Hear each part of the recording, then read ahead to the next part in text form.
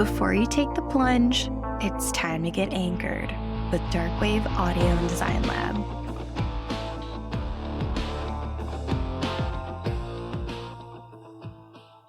Welcome to another fabulous episode of Anchored. And tonight we have a very special guest. Do you want to introduce yourself? Do I go into the whole intro now? Or just my name? Your name, okay. Where you're from. Yeah, my name is Kalee Hooghkirk. I am based here in Illinois, and I am a cannabis patient, entrepreneur, and advocate and educator. All the things. All the things, all the hats. Yes, so I'm very excited to, tell you guys about Kalee because I've known Kalee for a while. I think she's wonderful. I think you guys are going to be obsessed. And you may notice tonight Cody is not with us because he is getting married next weekend, so he did have to meet with his DJ tonight. So it's okay. Understandable. Yeah, we got to have good vibes for the wedding. Exactly. Yeah. So everyone, please send your good vibes to Cody. His wedding's going to be amazing. I'm sure we'll share pictures on social media and stuff. And so let's get into it. So just to clue people in on how I know Kalee. So what was interesting is, I first heard of you through your CBD sales for animals. Oh, yes. Oh my gosh, way back. Throwback to throwback. Yeah. So I don't even know if I've mentioned this on the pod, but I have 2 pet pigs, and we have our second pig who I was just talking about. She has a lot of anxiety, some PTSD symptoms because she was attacked by a dog. So when it comes to her being anxious, sometimes it was just hard to get her to settle down. Yeah. And just kind of getting her used to our house and used to living with another pig. It just took a minute. So I was doing a lot of research, and naturally I stumbled upon the benefits of CBD with animals and calming down their nervous system. And I had heard from Jacqueline. Oh, yeah, Jacqueline. Yeah. Shout out Jacqueline. And she was just oh, yeah, she makes all sorts of products. So I, looked into it. And at the time, Kalee owned a shop in West Dundee. And I brought my pig Majora to go shopping. We have pictures. We have proof. We have evidence this happened. So we picked up the CBD, totally vibed with Kalee, how I knew I would. And then what's interesting, and I didn't put 2 and 2 together until I actually started renting space in her office and seeing clients there, is that we used to do musicals together when we were little. Isn't that crazy? Just how everything comes full circle, and you have no idea. I had no idea. Serendipitous. I know. Everything circles back for a reason. Yes. And those musical theater kids, we have to stick together always. We do. I mean, it's a dying breed. It is. But maybe it'll become cool again. Everything's circling back around. And so maybe theater kids will in this lifetime be the cool kids. Maybe. I could see it because really, if they're so talented, I could go on. But yeah, that was the weird part. But yeah, you guys, when I was seeing clients as a therapist, we had moved to Crystal Lake. And at the time, my office was in St. Charles, and it just didn't make sense logistically anymore for me to drive all the way there. So we decided to open another location, and I knew that you were renting out space in your office, and I was like, oh my gosh, the coolest collab of all time. Best.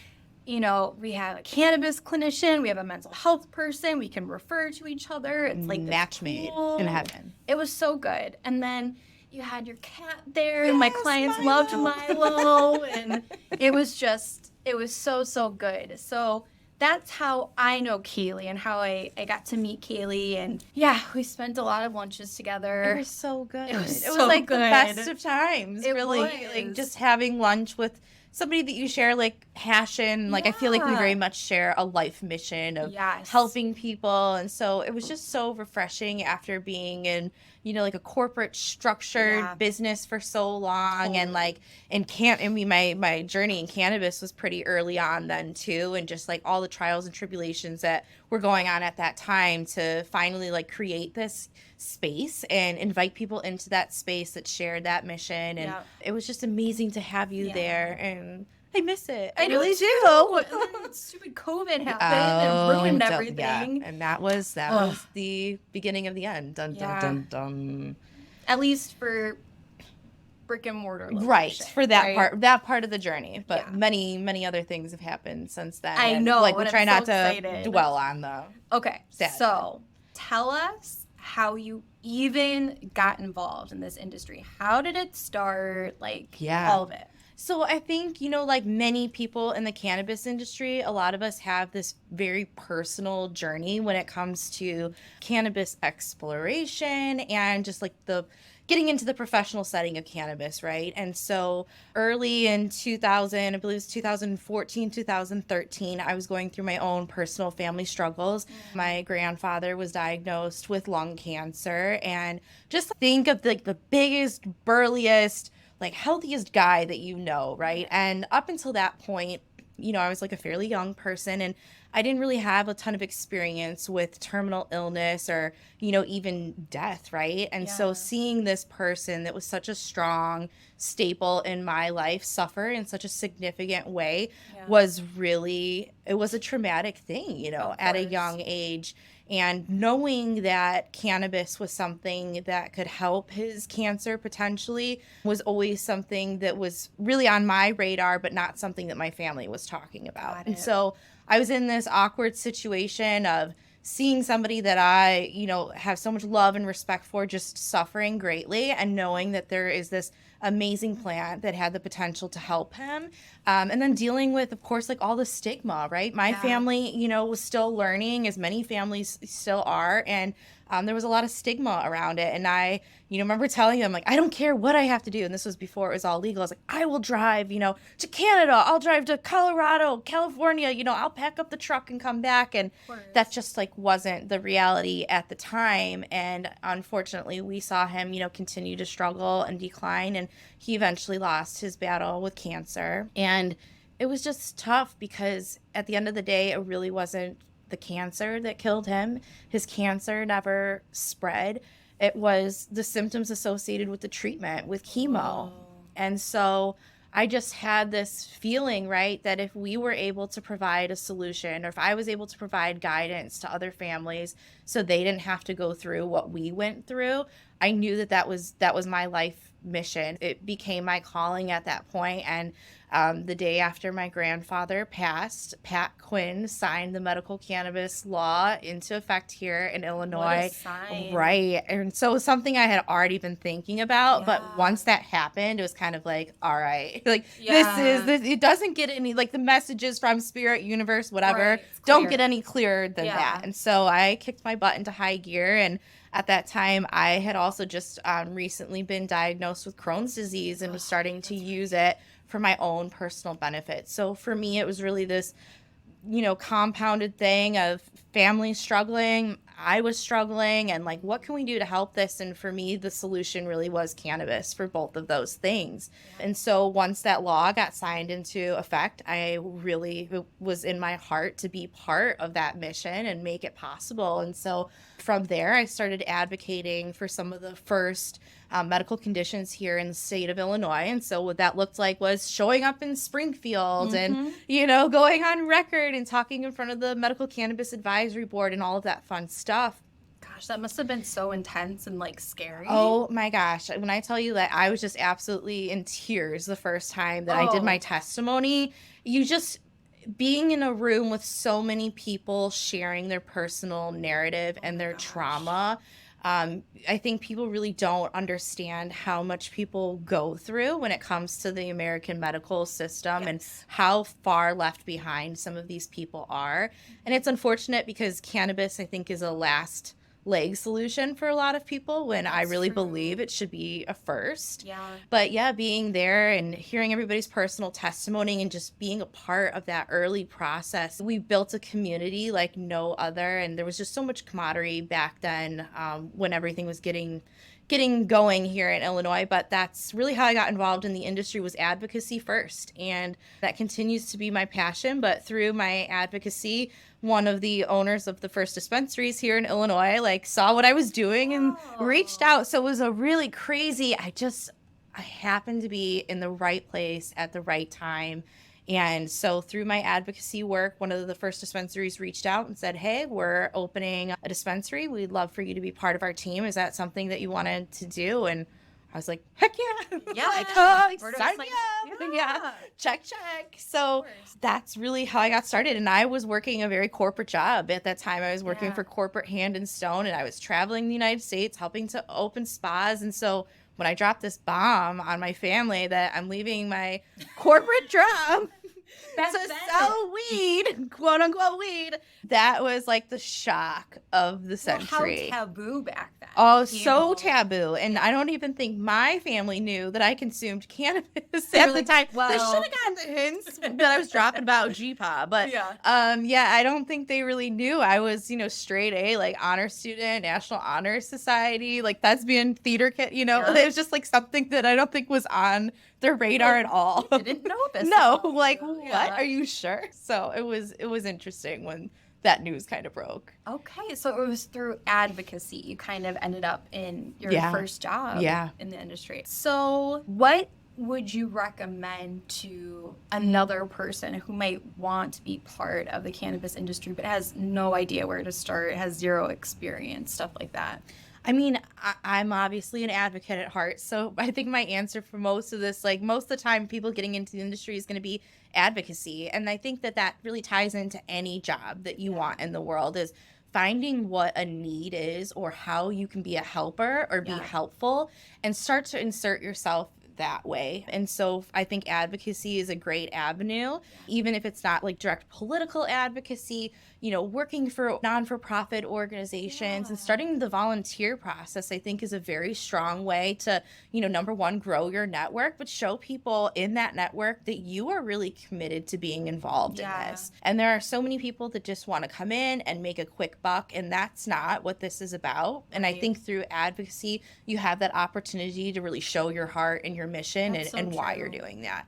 And I really think that applies to any job, right? Yeah. Like, even if you want to be a veterinarian, like there are steps that you can take to show that you're interested and committed. And I just think that creates like such an authentic platform for people to start from. I do too. And I like what you mentioned about just the natural like networking that happens, because I didn't even think about it that way, where it's like, well, of course, if you're volunteering and really spending your time in advocacy, you're going to meet people who are very involved and see that you're helping and want you to be involved because they see that you're passionate about it. Okay, so what about your younger self would not believe about what you do today? Oh my gosh, like my younger self I think would have none of it. I'm like over here in 6th grade like singing out the Dare solo. Right? Like I won't do drugs. I could probably, let's not get into it, but I probably recited whatever that song was. So I mean, I was very enthusiastically like a Dare kid at one point in my life. So I mean, if I think I would have met that child, might be terrified. I think teenage me would probably be stoked that I was gonna say, and like think I'd probably be really cool. And it's funny that you ask that, because I feel like I just had that realization very recently. And we always have these tough days, and I kind of equate like being in the cannabis industry to like whitewater rafting. Like some days you're in the raft, some days you're out of the raft, like and just praying that you make it down the river. And that's like very much the cannabis industry day to day. And I just had one of those days. I was like kind of being rough on myself. And I had that thought. I'm like, what would 16-year-old me think about what I'm doing right now? And I'm like, even on my worst days here in the industry, I would still think I'm like one badass chick. Yeah. And I like reframing the way that I even think. It was just such a profound moment in just my growth. I feel like as a entrepreneur, as a person, as a woman, like that no matter how bad these days get, I would still think that I'm a like really cool person. And like you're I hope. Yeah, and I mean, I think that's such a really important perspective for us to give ourselves is, even if we feel like we're not hitting certain like financial metrics or, however we define success right now, like as adults, it's interesting to think about an older version of yourself that hasn't, seen just all the growth that you've done and just kind of remind ourselves how far we've come. Right. I feel like I look through everything through a much softer lens now. Yes. Yeah. And I needed that. Yeah. Because I had like super high def on. Yes. And so we all need to remove that a little bit, right? Yeah. Like remove that monocle and like soften that lens. Absolutely. No, I totally agree with that. So currently, how many businesses do you run? Yours and just others you're supporting, because I know you are a business woman. I feel like this is a trick question. Everything. I wear too many hats. So my one of my main gigs right now is brand consulting and brand development. So inherently that means I'm involved with a lot of different brands.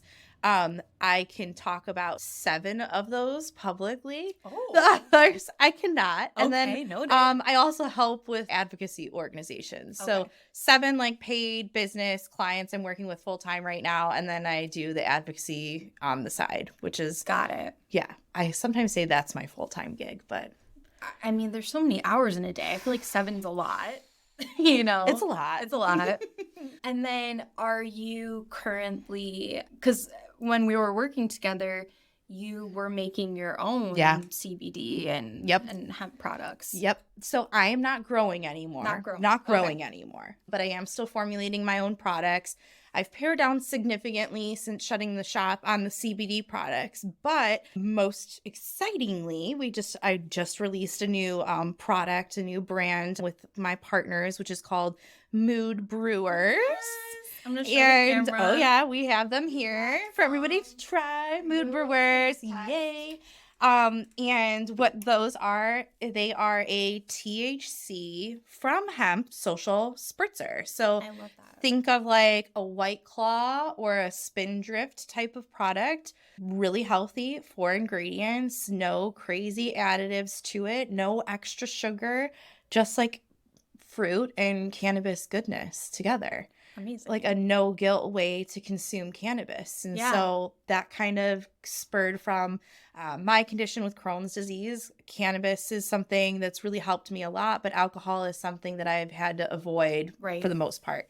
And I know that not just, there's a lot of reasons people are not consuming alcohol, whether it's health reasons, mental health reasons, personal reasons, whatever the reason is, it's your business. Right. But it's my business to help to try to create a solution for that, because what people want is they still want a social experience. And that I think is a huge gap right now, just in the drink market in general, right? There are a lot of alternatives to alcohol, but how many alternatives to alcohol actually help to enhance a social experience? And so that's really our goal. I like that viewpoint of how did it make it better for you. I mean, for a lot of people, I feel like it makes social experiences worse, or what ends up happening is it kind of feeds into the already, brimming social anxiety you might have. Mm-hmm. So then you think you can't, like, without the alcohol. Yeah, absolutely. Yeah. And that's another reason why we kept our drinks really low dose as well. So our drinks are 5 milligrams a piece. Oh, that's not bad. I have a lot of friends that are really experienced with cannabis. And like one of the first comments I get is like, is that strong enough? And my response to that is usually, well, what else are you consuming in the night, right? Yeah. So when traditional cannabis consumers experience or go to experience an edible or purchase an edible, it's usually a one or done thing. And we're really trying to flip the way that we're thinking about edibles, because it doesn't have to be a one and done experience. We don't have to eat such an intense. Right. We don't have to eat 50 milligrams and go to sleep on the couch, right? I might want to hang. I might want to hang. I may want to have a beer. I may want to smoke a blunt. And so we've really created this drink that I think is a nice social dosage where people can continue to layer and have fun with their experience and not feel too, incapacitated by consuming cannabis. Oh, that's so cool. Yeah, and this is coming from somebody that regularly consumes 100 milligrams, right? Oh my gosh. And so I took in the hospital 100 at a time. But Crohn's disease, right? So inflammation, I may not even be absorbing the whole 100 milligrams, yada yada. But even going into it as like the formulator, I was a little skeptical. I'm like, 5 milligrams. Let's see what this does. And Josh, my partner, and I were sitting at the bar taste testing these. It was probably like an hour in, and we're just like having like a grand old time with like a picture of Mood Brewers. And it like took like maybe 30 or 45 minutes for us to look at each other, and we were just hysterical. And we're like, what is going on? We're like, wow, we really do feel this. And the other reason why people may feel something with this product is because it's a nano-enhanced technology. And so what that means, so what does that mean? Yeah. So for the people that don't know what a nano-enhanced technology is, basically just means we're breaking down the cannabis into smaller particles that can be absorbed quicker into the body. Interesting. And so where normally it goes through the digestive system and has to go through that whole process, the nano-enhanced emulsions absorb through like your mouth and the soft tissues of your mouth. So it onsets quicker and it bypasses the whole stomach digestion. The other interesting thing about the stomach digestion is normally when you consume THC, it converts into delta 11, which you mentioned earlier may make people feel uncomfortable or have more intense experiences. So when you consume an edible, that's why it feels different than when you're smoking, because it actually converts into a completely different substance in your stomach during that digestive process. So fun fact for everyone. A lot. Yes, you eat it as one thing and it turns into another, which is because it truly is a totally different for me, a whole different experience. Yeah, and that's why some people don't realize or have a hard time figuring out edibles. Sometimes it's about how fast that edible absorbs. Oh my God, Kalee, do you remember when I texted you from Canada? After- I was like, I don't know. Those are my favorite texts. Those are my favorite texts to get. What did I do? What happened? Needless to say, I overconsumed. Yes. Like, it was just not a good idea. It started out great. It ended terribly. I'm sure a lot of people have those experiences too. Pretty much. Like it's a rite of passage. Yeah. Like, I think for most people, it's a rite of passage, unfortunately. An unpleasant one, but like, it's a learning experience. And, totally. You know, it's funny how we talk about that with cannabis and how so many people, when they have that adverse reaction, it's like they hit the brakes and they never want to consume it again. But most people have that same experience with alcohol all the time, and then they keep going back. Like horrifying, right? And they keep, and it's like it's a weekend occurrence, like a weekly occurrence for a lot of people. But you know, teach their own, I guess. Right? I'm saying with Mood Brewers that won't happen though. Hopefully. Yeah, no. And we also have a dosage guide on the can, which I think is like really handy. And this is what I love. So we have a little dosage guide, which I think is really cool because we know that not every cannabis consumer or consumer is going to be there when we are to explain what it is. So we want people to have a good experience. To feel empowered. To make their own decision, right?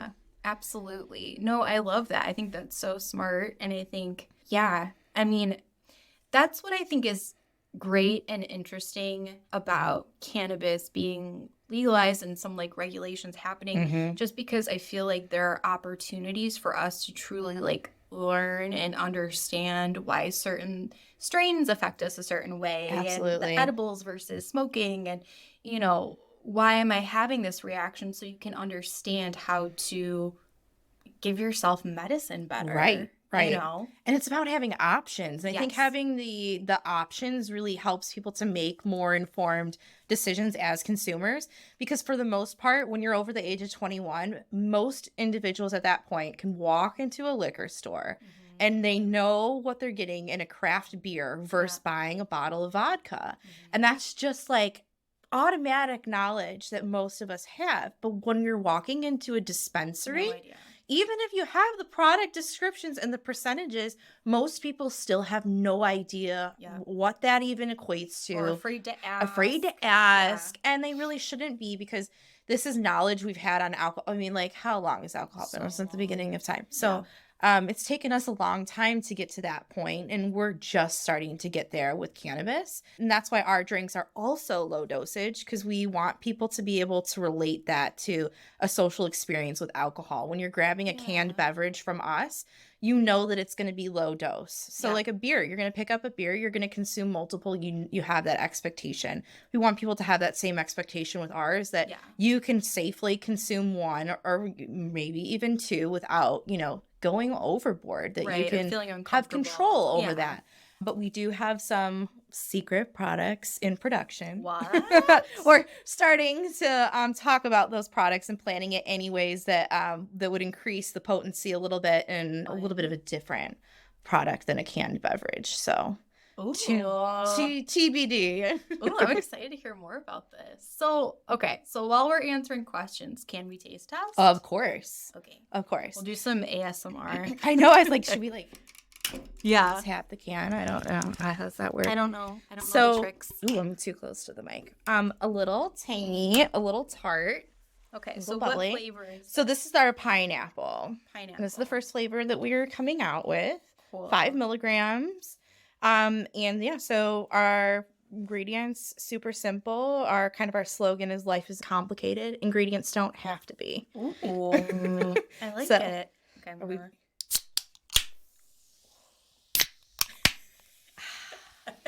I think I spilled on your computer. I mean, it is old and that's fine. Cheers to us. Cheers. Okay, I'm going to take a sippy. That's really good.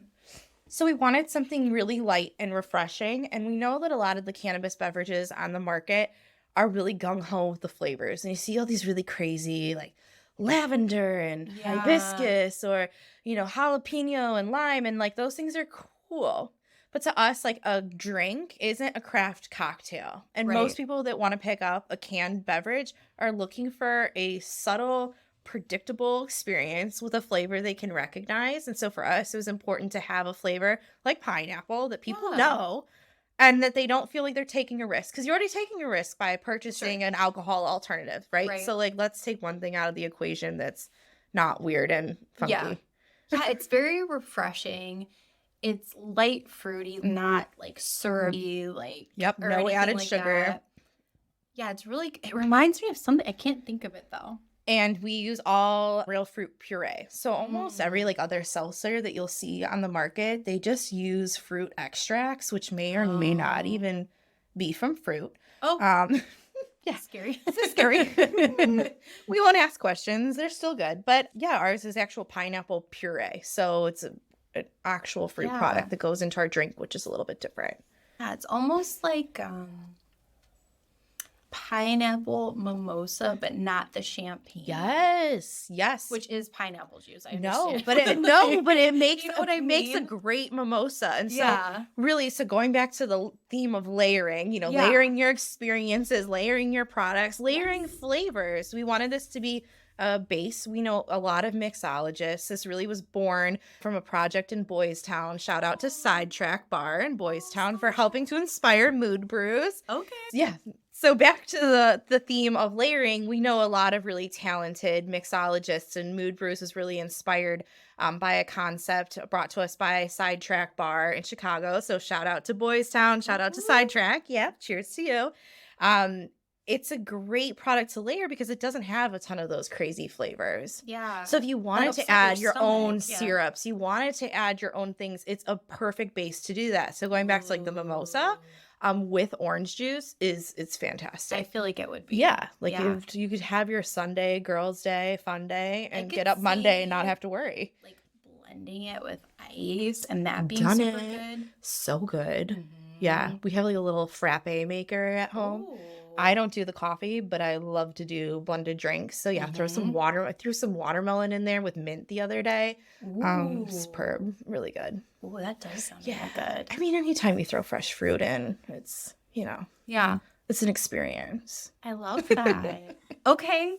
So I guess how did this start then? Like, how did you find your partners? How did you guys get working on this? Yeah, so we had been talking to a client who really wanted to do mixers for their slushy machines.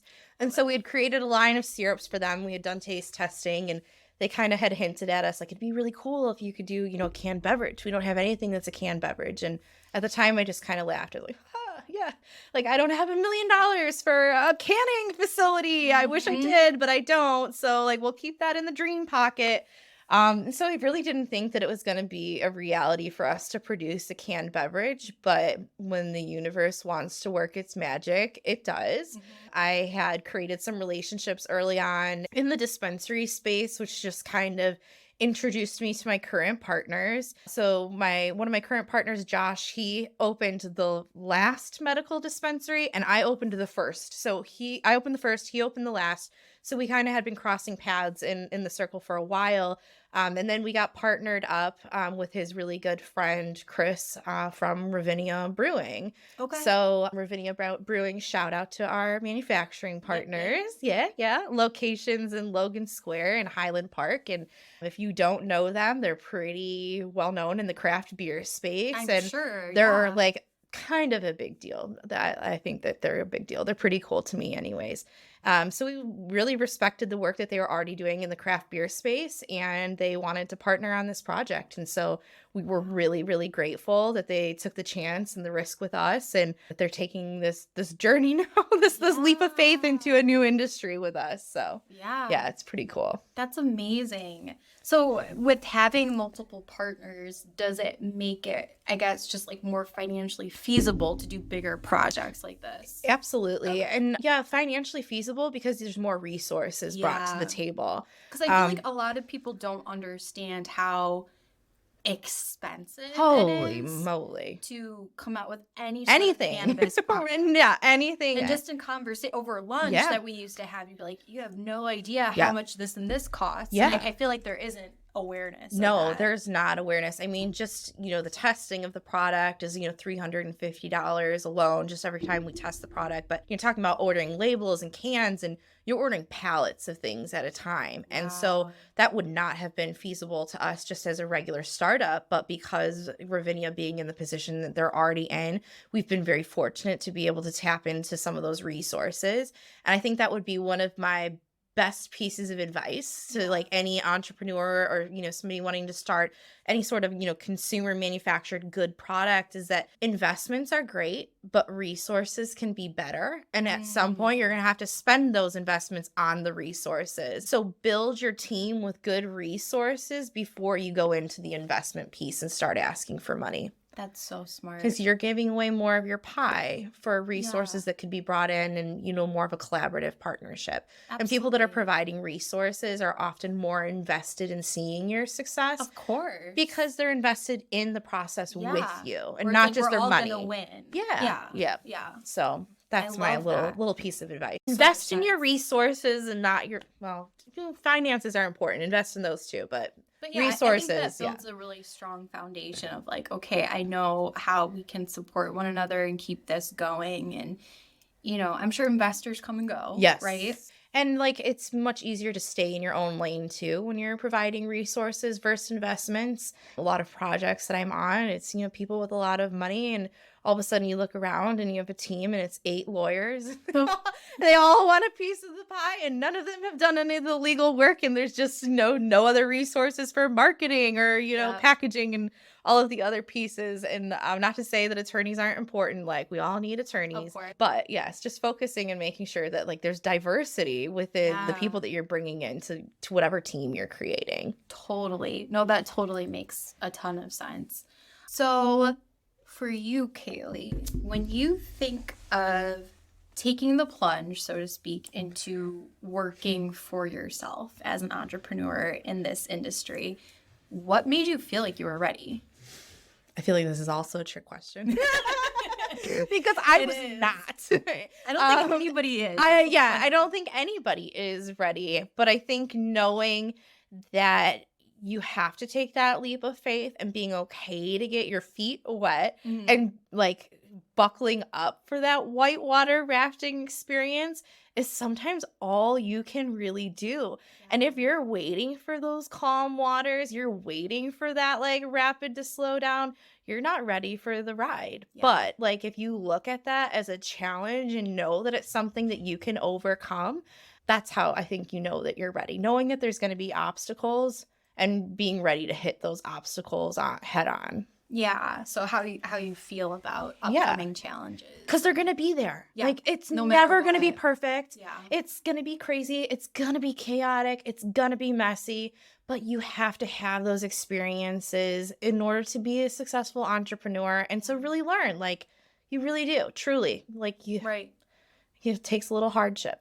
And I mean, I think the benefit of it too is like, you are going to experience messiness, craziness, working for other people too. But the part that sucks about that is that it's on their terms. Right. It's totally controlled by their experiences and agenda. Where at least, you're in the driver's seat Right. for this. Right. You know? And I'm a little neurospicy, so there's no Peter secrets Gans. there. So, you know, working for someone else, Hard. it's hard. It is so Mhm. hard, right? Being on demand and just, I think that's one of the most rewarding things about working for myself is working on my own timeline. Yes. And that's been one of the most beneficial things, I think, to like my progress, just like my work-life balance flow is like starting work when I want, ending work when I want, being able to fit in the other things in my life that are important to me. It's just brought so much more joy being able to create my own calendar. And I don't feel like taking a call today. Like, can we push it to next week? And it's great having that, you know, flexibility. Or I'm waking up in a foggy morning. Like, let's start the calls later in the afternoon. Or, I mean, that makes me sound like I'm lazy, but no, I totally get like, it. I do the vibe things right now. but like being neurospicy, if you tell me I need to do them now, I automatically do not want to do them now. I will procrastinate, and this is what's happening. So well, and I feel like I already, because of like neurospiciness and just like who I am as a person, like when somebody like I feel like I have to ask like permission to do things. I get like a little like edgy about that. Right. But then when it comes to working at home for somebody else and like doing things on somebody else's like timeline, that's like a major head trip. Where it's just like, I'm in my house. You're like, who are you to tell me what I'm doing? Like I'm wearing my fuzzy slippers and I'm gonna go get my coffee right now. Like I'm gonna go get coffee and come back, and it's not going to affect the timeline of my day. Like in fact, it's gonna help things because I'm a little bit more awake or happier. Isn't that like beautiful? And that was a really hard thing, I think, for me to relearn coming out of the corporate world. Is like you just get so used to having these blinders on and yes ma'am type of, you know, thing. And so when I've been able to make these decisions for myself, I have found that it impacts my day in a much more positive way. And it does make me more productive. And this like little voice that was always telling me like, oh, you're lazy, or, you know, you should be doing this now, or you should be doing this faster, quicker, harder, whatever it is. That little voice started to quiet down. And it's like, well, what can I do to nourish myself today? What can I do to make myself more productive? And those conversations are just so different now in my head. Same. I've definitely found working for myself, I'm able to schedule my day in a way that gives my body and brain just a sense to ground myself for the day. Yeah. Because I noticed before what was happening is I wasn't allowing myself to kind of like take that space for me. And then I would hop on the computer and it was go. Right. And I was just an anxiety ball. Right. And I wasn't getting anything done because my nervous system was all over the place. Yeah, you were just shot. Yeah. It's just overwhelming. Work life isn't made for neurospicy people. It really isn't. Typical work life. But I think entrepreneurship is. I think entrepreneurship is for neurospicy folks. And this part of the neurospicy umbrella that a lot of people don't realize is like people who have experienced trauma. So a lot of us are neurospicy because our brains have changed after experiencing certain, you know, traumas and things like that. I was talking to somebody, and I think we'll have her on the pod eventually. Her name is Liz Talago, and she is a super cool mental health consultant. She has her own podcast. Shout out to Scope Creep. We love Scope Creep. And she had said something to the effect of, it feels emotionally safest to be an entrepreneur. Yeah. And I never thought about it that way. Yeah. Absolutely. And I was like, it does feel emotionally safe. True. Absolutely. And I don't know if that's because you have permission to make your own mistakes. Yeah. And maybe that's just me and my experience, but working with other people,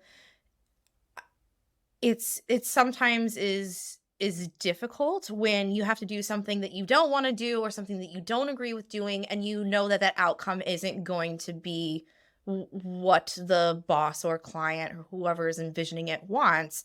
When you're in control and you like are able to create that own roadmap, I think it's so much more beneficial because you're going through your own thought process. You're figuring out how to create that solution on your own.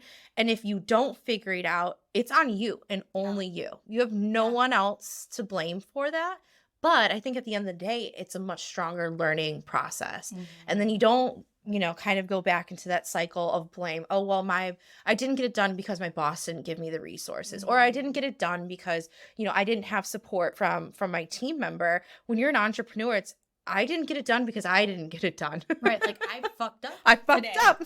I fucked up. Like, and that's it. That's you it. know? But then you wake up the next day and you say, like, this isn't going to happen again. Like, and this is why. Know not to do. And it becomes very clear for you because there are a lot of outliers when you're working with like bigger teams or just for somebody else. Right. Yeah. I can't go back. I I can't go back. Girl, I tried. Not do it. Okay, so when it comes to this work and just working in this industry, what would you say is the most rewarding part of it? I just think like the feedback that we get on the products is just, oh God, it just, there's nothing like getting feedback from people who have truly been struggling for a long period of time. And I have shared like more happy tears in this industry than I have shared like negative ones. And I'm like getting emotional thinking about some of this. But, I think in particular, one instance sticks out to me when I had the shop, and like I'll just forever remember this moment, that there was a woman who came in completely shaky, and you could just tell in her voice that she was just in immense pain. She told me that she had less than a month to live, that she was terminal. She had something wrong with her liver, and basically it just made her skin burn and itch all the time, constantly. And so she was dealing with liver issues, but her main issue was just her skin just being in constant pain all the time. She's like, I can't even put on clothes most of the day because my clothes, hurt my body so bad. And so we got her on a regimen of products. We got her card, and she was doing really, really well. And she's like, my goal is to get to my granddaughter's wedding. I just want to make it to my granddaughter's wedding. Yeah. And you can't make those promises, but in your heart, all you want to do is make that promise. Like, we're going to get you there. And it really was our personal mission. And not only did she make it to her granddaughter's wedding, but a group of her 4 friends that they all play bridge together every week. Okay. This group of Golden Girls shows up and just hugging me like immediately. And they're like, we just want to thank you because you gave us 4 more months with our friend than we thought we would ever have. You have saved our friend's life. And it's just those stories, right?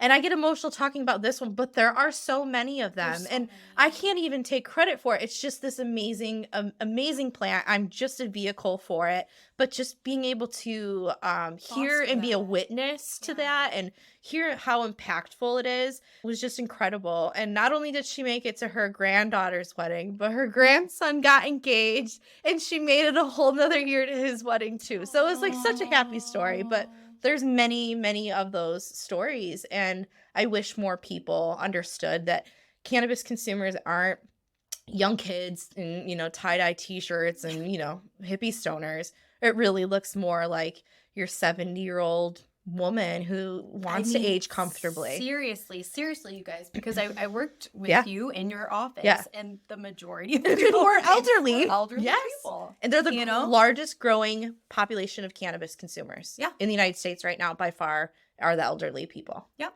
And it's so funny because even when I'm talking about mood brewers with, some people, if it's a place that has like an older clientele, a lot of times they're apprehensive and like, oh, I think our clientele is too old for that. I'm like, if you're saying that means it's the exact clientele that you need to be marketing this to. So it's just interesting. It's not always what people expect it to be, No. And it's just like from the experiences we've had together, it very much was just, older people, very professional, very safe. People weren't like lurking around. No like, creepy creepers. Yeah. No. I mean, and I had, mental health patients who were coming there and children. Yep. So it was like a very safe environment for all of that. And we had referrals from the DUI place a couple doors down who coincidentally moved into the shop. No I don't know if you know that now. So yes, in my old store, and our old shop is now a DUI place, which the irony. But, So they just like expand. I think they just expanded that way. It's okay. God. It's okay. They were nice to us. Yeah. I remember your landlord. Oh, Lottie. Oh, Lottie. Shout out Lottie. He was so funny. And I just remember we went to the Christmas party. Yeah. The room of rugs. And then he plays his old commercials. Yes. If you're not familiar with our local area, Lottie, I'm Lottie and you're not was his tagline. And he had a host of like insane, maybe not politically correct commercials now that we're looking back. Yep. But he was like known for those crazy commercials. He had an airplane. Yeah, Lottie was just like the coolest person. I just loved when he would just kind of like bust in and be like, hey guys, what's going on? You just sit down for an hour like with his coffee from the gas station. Oh, that was so nice. Oh, I love Lottie. I forgot. He was like my de facto grandfather. I mean, I felt like everyone he was the best. He really was. Yeah, everybody. So, okay. Well, I guess, what do you think is the most misunderstood part of your job or working in this industry? Because I feel like there's a lot there's a lot that can be misunderstood working in the industry. Particularly, I think that everybody thinks that cannabis is a quick way to get rich, and that like these jobs are paying insane amount of money. That is not the case at all, as we see with like the rise of unions forming for the first time in some of these dispensaries. Shout out to the union dispensary workers in Illinois. We're rooting for you. Union strong. Yeah, just I think the overall treatment of the employees, a lot of people I think expected better. Yeah. And I think that that's a harsh reality that most people need to be aware. And, you know, going back to that advocacy point, like you need to be your advocate before anyone. And if you're not ready to be an advocate for yourself, for other people, this probably is not the industry for you. Because like I said, it's whitewater rafting. You're either sinking or swimming, and it's treading water a lot of the times. But just staffing issues it's just like a glaring thing across the board that a lot of people I think misunderstand. Okay. And especially like financial things too. Anyone doing startups in the cannabis industry, there isn't like federal funding. There aren't, financial programs. A lot of banks don't want to have anything to do with the industry. So much of this is self-funded. Mood Brews is all self-funded right now. We haven't taken on any investors yet, which is a big thing for the cannabis industry. Is a lot of people give away a heavy amount of their ownership just to start their businesses. Wow. And it's tough. And I think the banking situation makes it tough on entrepreneurs, employees, and just the entire, chain of command. Absolutely. I remember I was talking to recently a different person we had on the podcast. Her name is Heather, and her husband had invested all this time, money, energy into their CBD business, and they live in Nashville. Okay. And then as soon as they went to the bank to like get everything rolling, the bank was like, no, absolutely not. And there are ways that we can get around it now in certain banks that do the banking, but it's so tough. And I don't know if I shared this with you, but I have had money tied up in banking programs. Sometimes things won't get processed. Sometimes things won't get processed, or they get processed and then they decide they're going to hold money for long periods of time. And so, banking is just an absolute mega issue. Issue. Ugh. Yeah, I feel like people just really don't realize that. No. So then, what would you say is a limiting belief you had to overcome to be successful in what you do? I feel that my limiting belief was probably that I needed to be somebody that was heavily financed in order to be successful. And not trusting that I have built the resources, the reputation, and the network that would support me. Yeah. And so, asking about like, how do you know when to take that leap of faith? And sometimes it's knowing that you have people there to catch you, or having the right people there to catch you when you do fall or you do stumble. And so, for me, that was just...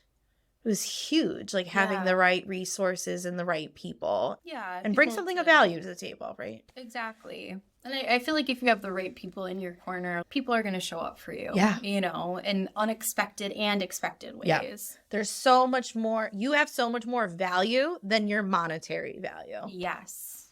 As a person. Yes. Yeah. I feel like that kind of topic comes up a lot, just like talking to small business owners, where there's a difference from, making a lot of money and then just having true abundance. Sure. It feels completely different. Absolutely. I don't think I've crossed the abundance threshold yet. I hope to someday. But still, we're talking about some of that flexibility and freedom.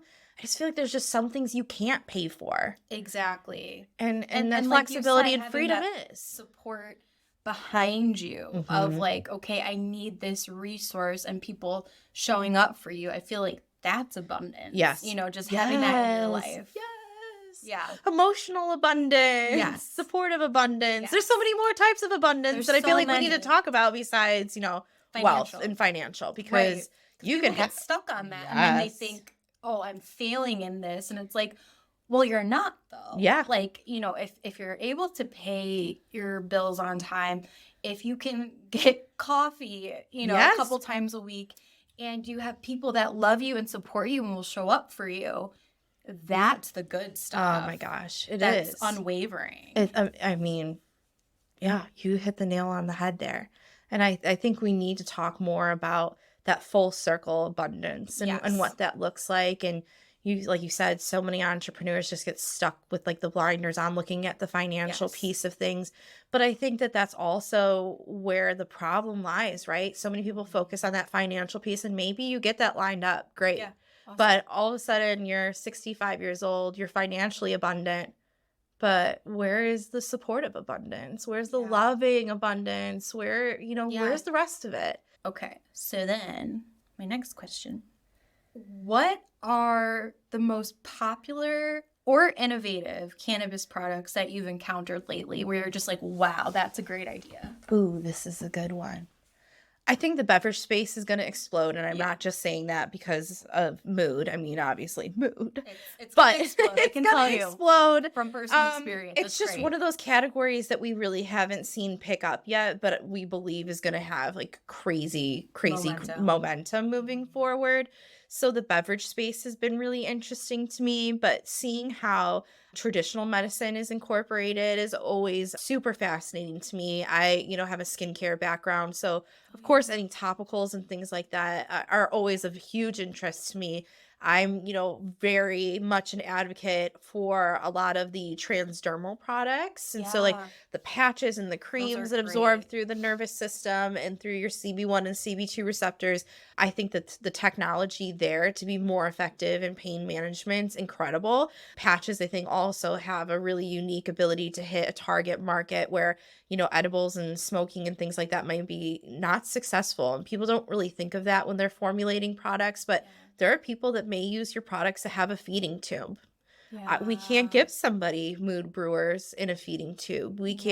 Somebody can't smoke through a feeding tube. And so children with sensory issues, and yes, children in the state of Illinois with parental consent to doctor sign off can consume cannabis. But, children with sensory issues, what are you going to, taste, smell, all of those things are so difficult for parents to navigate. So I think the transdermal products really offer a unique option to some of the people that may not be able to consume more traditionally. With that, I would also include inhalers. So inhalable cannabis products that aren't smoking or vaporizing. We don't see a ton of that, but I do predict that may be something that we see more frequently are smokeless, vapeless, inhalable products, which I hope to see more of. Yeah, I even think about, my husband, and he has really bad asthma. You're trying to deal with like a migraine or, just stress or whatever. And you also are then struggling to breathe. And it's like, you trade one thing for another. Yeah. And you don't want to have to do that. So I'm just excited, I think, to see new market new products come to market.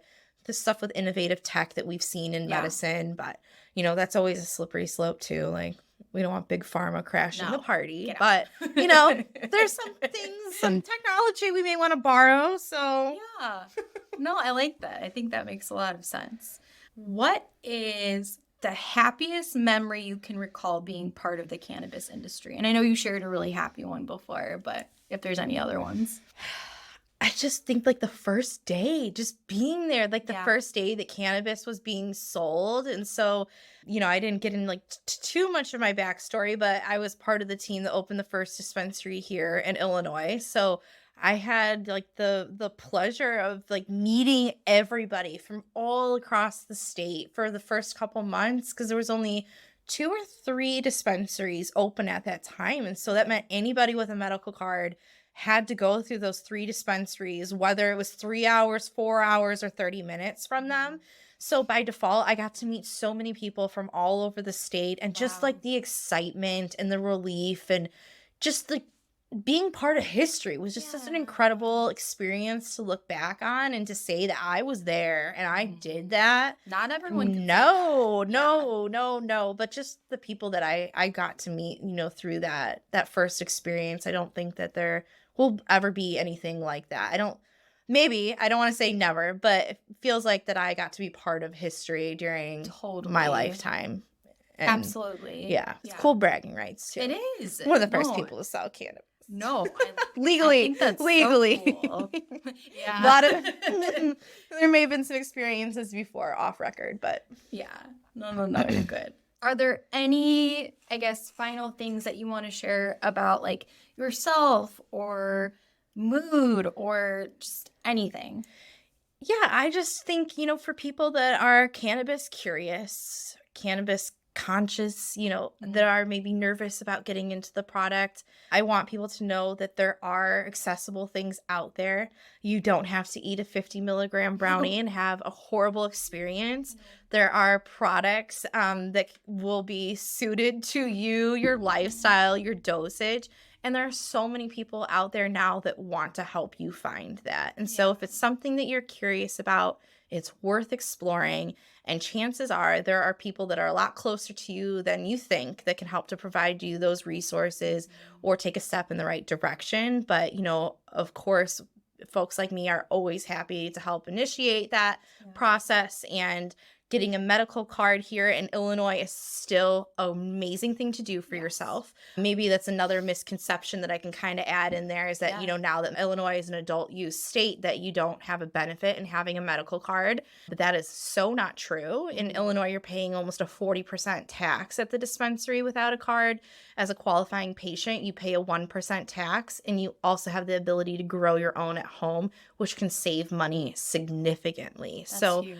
Even if you can walk into the dispensary, like do yourself a favor, like save the money, get medically diagnosed. And you're helping other people by getting diagnosed for your issues too, because the more people that we know the conditions are helping, the more we can help other people. So you may be suffering in silence. You don't have to, and your experience can help other people too if you start to reach out and make those changes. I love that. That's huge. So on social media and stuff, where can people find you? Where can people find this amazing like I literally love it. This is so nice. I'm so excited. We're going to be sitting in the backyard drinking this. Yes.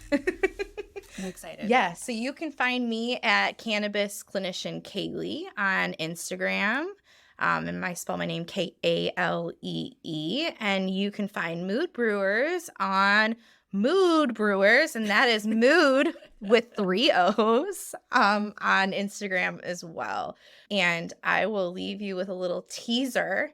You can also find us at adapto-house on Instagram, and that is going to be our brand development community for the adaptogenic space, because we are also looking into psychedelics, which is the forefront here. Exciting. Yes, so we're really excited to start jumping into the psychedelic space. Oh my gosh. And start developing brands for that. And that's the next frontier. I love it. Okay, so we always end with like a fun bonus question, and then I'll do a tarot card pull for your business. Woo-hoo! So final question, and then if you want to ask me a question or you want me to answer the same question, I can. So final question for today is, what would your perfect day look like? My perfect day, like a working day or just like a play day? Just a Kalee day. Oh, just a Kalee day. Yeah. This is a great one. I really just like being out in nature. And so I think I'm so plugged into technology that whenever I get the opportunity to unplug, that's just such a huge like mental and physical decompression. Like I just feel everything melting off my body. I did not get to go to the beach as much as I wanted to this summer. But I would say my perfect day like during the summer is probably, you know, waking up, taking the dogs for a little walk, hanging out on the beach, enjoying some time in the sun, and yeah, just relaxing to myself, because that's not something that I get to do all the time. Seriously? But then I'll probably go home and I'll do some rounded off with some advocacy work, because, you know, that's just how I do. Like, we got to do something. Yeah. I love that. A little sprinkle. Yeah, no, I thought of that one because I watched Miss Congeniality the other day. We're like, what's your favorite date? Yeah, like, May, whatever. Yep. It's not too hot. It's not whatever she says. I love it so much. But yeah, that's what made me think of it. Yeah, I think my perfect day would consist of waking up with my son and my husband, going to eat brunch. Ooh. Oh, how did I forget brunch? Brunch is key. Yeah, it is. Napping after. Well, napping, yeah, that's a given. Yes. And then going to a pumpkin patch. I have that so on my list for the fall. I have like a mini vacation planned for early October. Well, not planned yet, because like, you know, we always delay things over here. Yeah. But I have intentions on the first weekend of October. I want to go do fall stuff. So I've been asking for recommendations for what to do in Michigan. So if you're in Michigan, if this gets released before October, let us know what I should be doing. Fall things for Michigan. Yeah, I want my place where I go to be pumpkin spice flavored and lots of activities, and that sounds buy gorgeous. some reasonable cannabis. Yeah. Well, that's price the is like benefit crazy low in Michigan. You know, you should text Jacqueline, because she has a place in Michigan. Oh, yeah, she does. Yeah. And she got married in Michigan. She got married in Michigan. Michigan. Beautiful wedding. I think she would have really good recommendations. That's a good point. Yeah. Jacqueline. Keep circling back to you in this conversation. You're supposed to be here. We're channeling you. That would be creepy. Oh, God. She's going to be, like, listening to this, like, doing hair, and her clients are like, what is this? They're just your fans, your greatest fans. Just two girls drinking some Mood Brewers. No big deal. It's fine. Okay, I will do a card pull for you. All right, deck we are using today is called Classic Tarot Cards. This is by... Ooh, I have to find you. So how do you pick your tarot decks? Personally, is there like a... So what's weird is all of my tarot decks have been gifted to me. Oh, that's cool. So they found you. So they found me. And I feel like because it's happened multiple times, like I feel weird about picking one out. Yeah, now. I would too. Where I'm just like, oh, like this was intended for me, so it feels special. Absolutely. You know? I don't know who makes this. I'm going to look it up. I'll put it in the show notes in case people want to check it out. But so before I was using Oracle decks, and then I went to a class by the wonderful Annie Hex. Have you heard of Annie? I saw, I think, a snippet of the interview. You did an interview with her? Mm-hmm. Yes, I saw a snippet of it. You would super cool. Annie Yeah, Hex. I bet. She taught a tarot class. Oh, fun. How to read tarot. And before I was just really intimidated by tarot because, I don't know, it seemed like there were like a lot of rules. Yeah, and rules. It was like rigid. Mm-hmm. And I don't do well with that historically. Right. So, we've already talked about this. If you tell me this. there's a way to do it, I'm not going to do it that way. Yeah. But her way of doing tarot is, you know, it's inclusive and it's queer and it's neurospicy and it includes all the things that just, I don't know, makes it not so rigid. Sure. And, like cis white man. Adds like the humanity to it a little bit. Yeah. I feel that. Okay, so I'm going to give us a good mix. Although now I'm like imagining a cis white man doing tarot and like that's throwing me off. I'm like, I don't know. I don't know if I'm feeling that. This feels not right. No offense, cis white man. Cis white man reading tarot right now, listening to this. Just the single guy out there. Okay, go ahead and choose. I like always feel like the middle is like a trap. Like we don't pick the middle card. Okay, so flip it. I know. I'm trying to keep the suspense. Oh, no, you're good. Okay, so it was upright. Okay, so you have Page of Swords, So that's all about new ideas, curiosity, thirst for knowledge, new ways of communicating, and using mental energy. Was this planted? I feel like this was planted. It's weird, right? Weird. Yeah, no, this is a great card.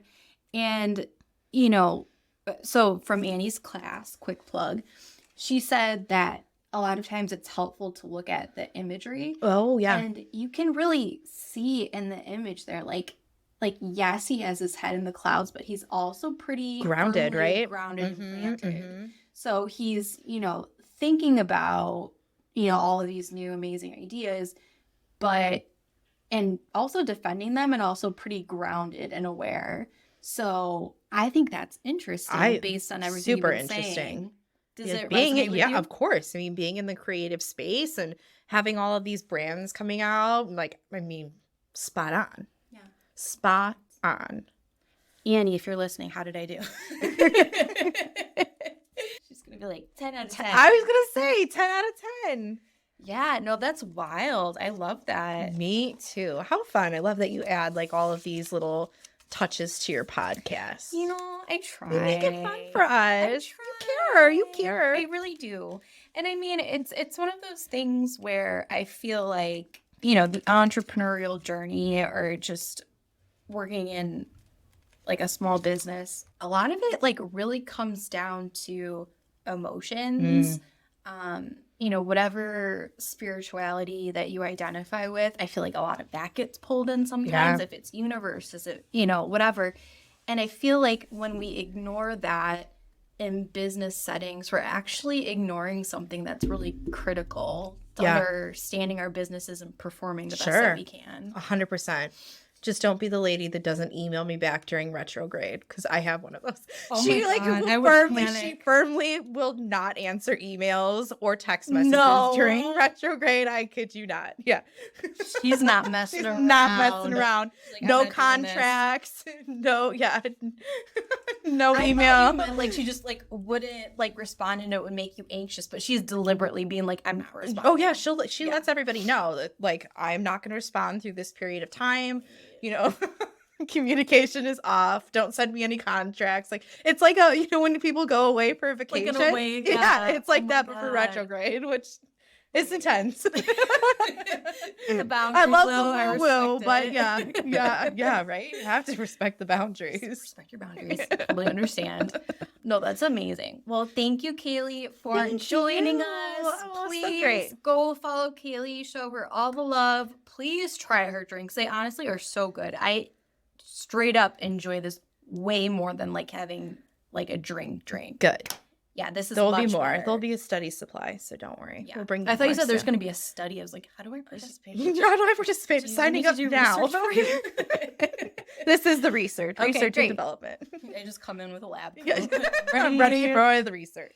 But yeah, all right, guys. Thank you so much for getting anchored, and we will catch you later. Bye.